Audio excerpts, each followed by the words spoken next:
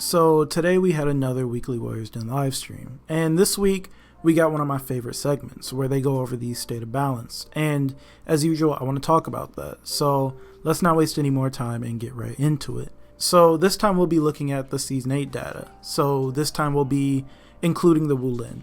So first let's look at the Duel win matrix. We've got two different charts: the full population, which includes just about everyone who's played this game and have gotten past Rep 1, and the platinum rank and above players. So this time around everything is spread out a little differently than what I expected. On screen right now is the win matrix for the full population for duels, and Jiang Jun is at the top by a wide margin. Usually you'd want to be around 50%, but Jiang Jun is at 67%, which is very high.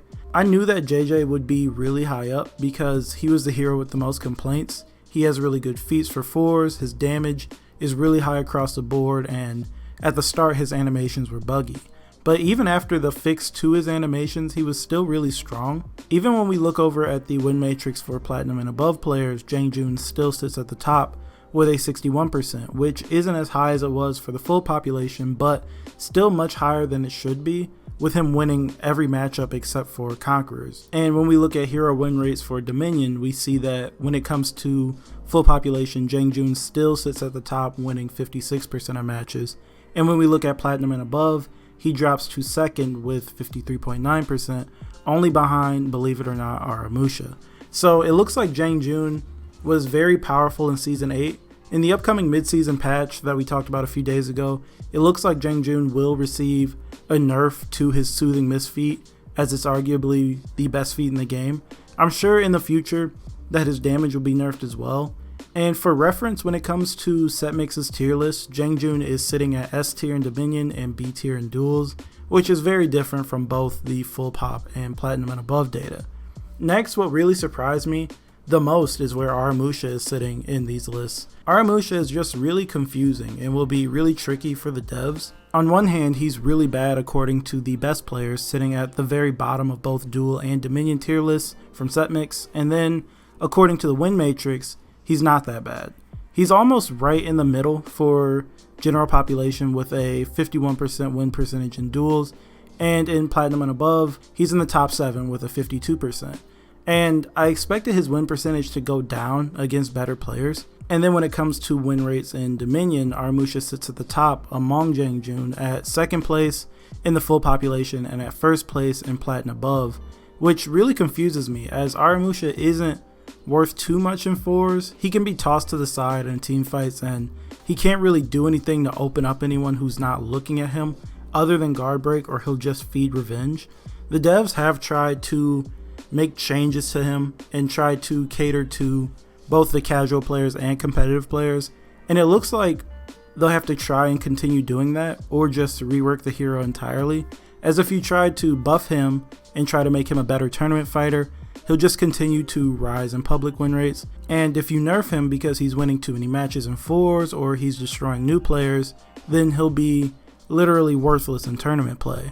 I think it'll be interesting to see how UB handles Aramusha going forward, as it looks like everyone has a different opinion on him. Personally, I'd love to see him get a complete rework, as I do want to main him and I think that he just needs a fresh coat of paint at this point. Looking through the rest of the heroes though, the spread isn't that bad. A majority of the heroes are in a really good spot, hovering around that 50% win rate, with the spread being even tighter in the platinum and above matrix. But when we get to the bottom, we see that Peacekeeper was really struggling last season. She got her buffs this season, and while they are improvements, I don't think they were enough to bring her up toward the middle. I feel next season when we see the state of balance for Season 9, she'll be still somewhere near the bottom. Warlord is also really low. Again, he had changes, and I think they'll bump him up for public play a bit, somewhere towards the middle. And then we see Nobushi, Gladiator, and Highlander slipping towards the bottom as well. I do think that Gladiator will be worked on eventually, like within the next few seasons. I think they'll nerf his zone attack while buffing his light chains and reflex guard.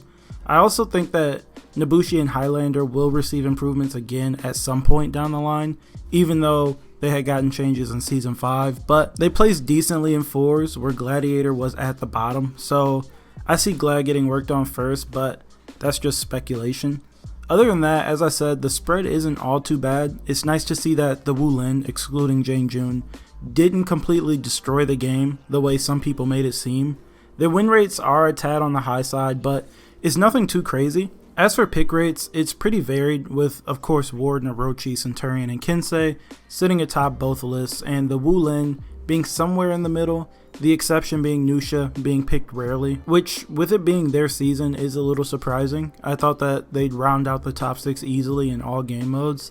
The only game mode they really dominated in was Breach. Now onto the mid-season patch.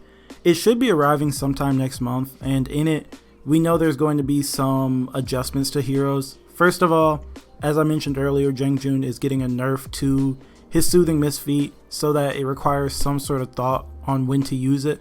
We don't know what the nerf is, but if I had to guess, it could be a nerf to its cooldown so that it takes longer for Jiang Jun to be able to use it again, and he won't have it every time he enters a team fight. Shinobi is also receiving a small buff and nerf, so Ubi's made it pretty clear that they don't like duels being played completely unlocked, and neither do I.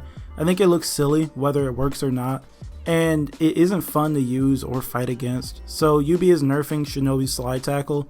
If you didn't know, Shinobi slide currently is really difficult to deal with as it's pretty tough to punish and is really fast, so some Shinobis would just unlock, sprint around, and either slide into you to get a light attack, guard break, or throw out a light attack and run away, and they'd repeat this all game long. It's one of the reasons I don't like fighting Shinobis in duels. Warlord had the same problem before, but they nerfed his crashing charge to make it a little easier to deal with, and now they're going to do the same with Shinobi. They'll be nerfing his slide. We don't know how bad it will be, but my guess is that they'll make it hit at the same time Warlord's does, so 500 milliseconds into the animation, which won't completely gut it, but it'll be easier to react to and reduce tracking if that's the case. But with this nerf comes a small buff. Shinobi will finally be able to feint his zone. I know Toxic TV and all the other Centurion mains are crushed right now, but one day Centurion zone will be feintable too.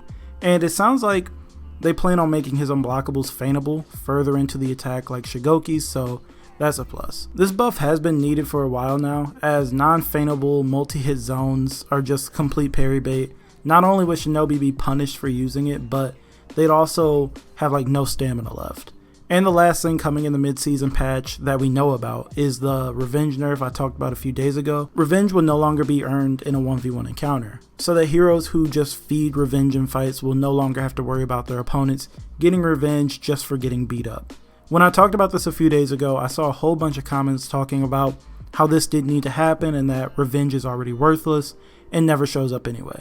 But I think it's a great change and wish it had been in the game for such a long time, as for some heroes it's really rare to fight someone in a 1v1 and not have them get revenge to just stall and drag out the fight way longer than it needs to be. I understand that Vortiger can delete revenge with his tier 3 and crowd control can negate the purpose when you're being grabbed, kicked, and punched all the time, but I don't think revenge should be a free win or a get out of jail free card. I think revenge is supposed to be for stalling and punishing people who gank poorly and just spam attacks. Of course, a proper gank is going to defeat a single player. 3v1s aren't supposed to be easy to win. I think revenge could use a few tweaks currently, but it's not as terrible as some people make it out to be. Other than that, the double XP weekend is starting tomorrow, so be sure to get as much out of that as you can, as we hardly ever get double XP fests.